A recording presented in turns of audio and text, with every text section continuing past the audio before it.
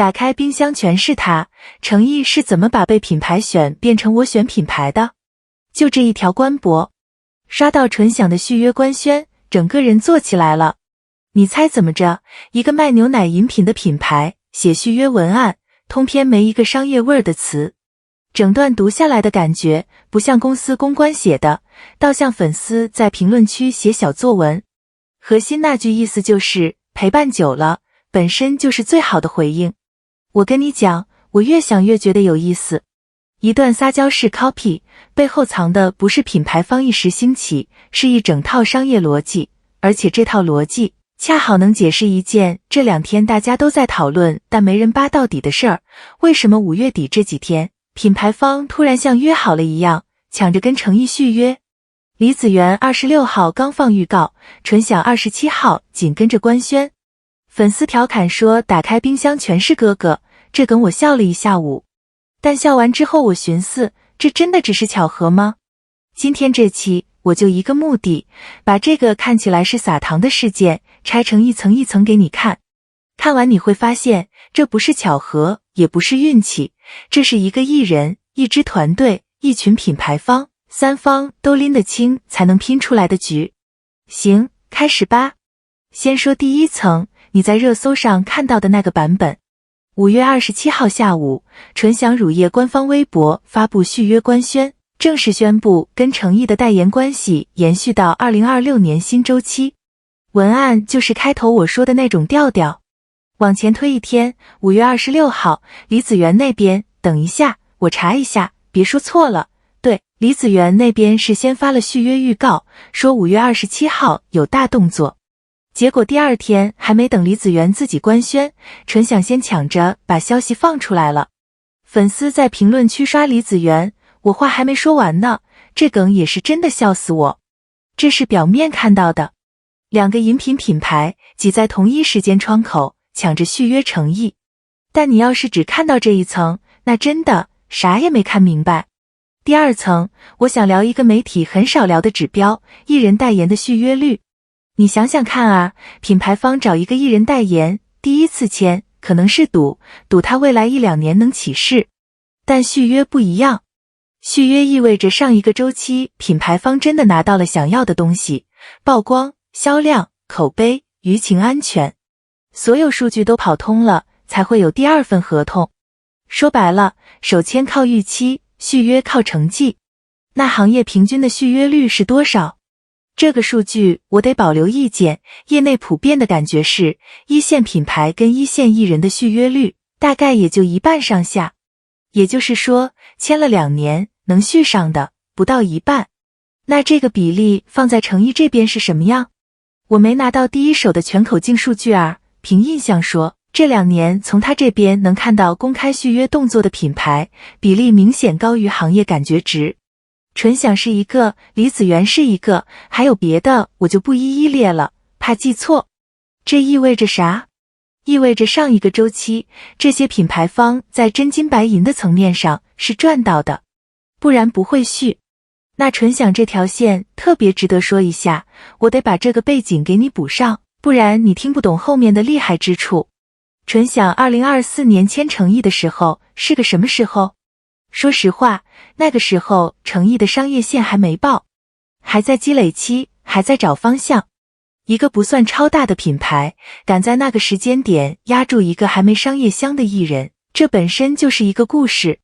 2年过去，2025到2026，程毅事业爆了，然后纯享主动续约，这哪是续约，这是押宝押对了之后的庆功。我跟你讲，这个 case 单拎出来够品牌营销课讲1节课的。一个小品牌在艺人低估值的时候敢下注，长期持有，最后吃到完整的上涨周期，这跟那种等艺人火了再蹭一波热度就跑的玩法完全是2种段位。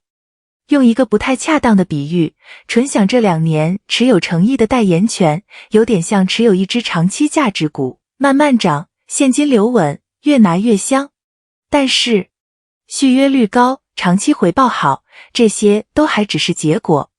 真正的问题是，为什么品牌方现在愿意为稳付这个溢价？为什么不去追那些更火、更顶流、流量更猛的？这就到第3层了，也是我今天最想跟你聊的一层。我先说一个我观察到的事儿啊，这部分纯属我个人推测，不是什么行业官方报告，你听完整再判断。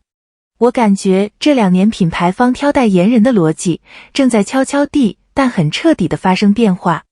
过去5年，品牌方追什么？追流量王，粉丝多，转赞评猛，热搜挂得勤，带货数据炸，这就是黄金标准。所以你看那几年，超头部流量明星身上叠了一堆代言，每个品牌都觉得自己抢到了。但流量王有个致命问题，风险。一塌，全塌。代言、影视、综艺、商务一起陪葬。品牌方这几年被坑了不止1次2次，具体哪几次咱不点名了，哈，懂的都懂。被坑多了之后，品牌方开始反思，开始算另一笔账，不是看回报有多高，是看风险调整后的回报有多高。这个词我借的是金融里的概念，叫风险调整后回报率。翻译成人话就是，你给我赚100块，但有 30% 概率把我家公司也搭进去，跟我赚60块，零风险，后者更值钱。所以你看，这2年品牌方的逻辑变了，变成了找，等等我捋一捋，我怕这个词说混。行业里我听到的新说法是，安心王，零负面，长周期，人设稳，作品出货稳的那种艺人，代替过去的流量王，成为品牌方眼里的 A 类资产。诚意是不是这个范式的标准答案？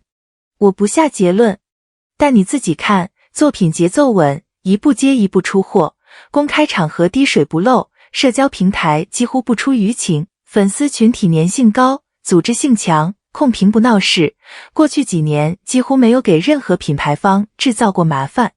这4条凑齐是什么概念？对品牌方来说，这就是风险调整后回报率最高的代言资产之一。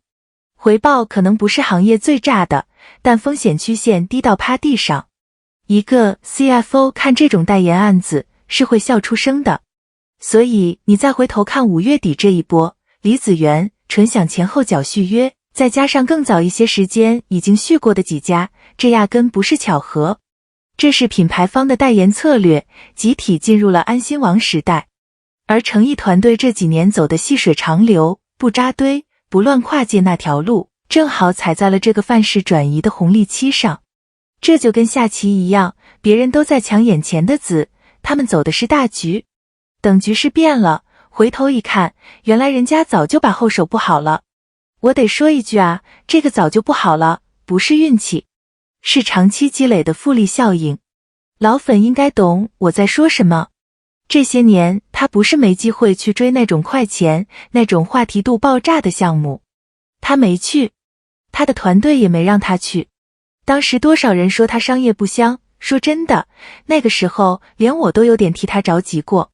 但现在回头看，那种不香其实是主动的筛选，是有意识的不去做某些事，是把自己留在一个长周期可持续的位置上。所谓不香，回头看，恰恰是他最聪明的一笔。OK， 最后一层，这事儿到底意味着什么？我分4个角度说，长话短说哈。对诚意本人来说，他完成了一个我觉得很多艺人一辈子都做不到的转换，从被品牌选变成我选品牌，从乙方思维变成甲方思维。这背后是作品到商业到选择权的正向飞轮已经转起来了，一旦转起来就很难停。对粉丝来说，我说一句可能会被截图的话啊，你们这些年没看错人。那些当年被嘲商业冷的日子，那些替他着急、替他骂、替他解释的日子，时间最后会替你们说话，而且现在已经在替你们说话了。懂他的人会懂，这种被时间证明的选择本来就不需要解释。对行业来说，未来2-3年会有越来越多的团队学这种细水长流式的代言策略，会有越来越多的品牌方把安心王指标写进 KPI， 这是一个正在发生的范式转移，诚意团队只是走在前面的几个之一。对小品牌来说，纯享2024年那一压是教科书级别的 case， 会有越来越多的新品牌、初创品牌敢下注早期艺人，敢做长期合约。这对整个行业的代言生态其实是变健康的事。哦，对了，上个月跟一个做新消费品牌的朋友吃饭，他原话是这么说的：现在我们选艺人，第一条不是看粉丝量，是看会不会出事。当时我还没多想，今天连起来一看，他说的就是这套安心王逻辑。总结一下哈。好，回到最开始那条官博，那段不像公关写的，像粉丝写的文案。我现在的答案是这样的，那不是一个品牌在撒娇，那是一个品牌方读懂了粉丝，知道这群人重情长情，记得每一次双向的善意。那是一个品牌方读懂了艺人，知道他的价值不在一时一地的热度，而在长周期里的稳定输出。那是一个品牌方读懂了自己，知道自己要的是10年的生意，不是1季的爆款。三方都拎得清，才能走得长久。被时间证明的选择，本来就不需要解释。这种局看起来是撒糖，其实是三方共赢的商业童话。能写出这种童话的艺人不多，能让品牌方愿意陪着写童话的艺人更少。最后一个小问题留给你们，你们家冰箱里现在有几个他代言的牌子？评论区报数，咱们看看老粉的诚意含量到底有多高。行，咱们下期见。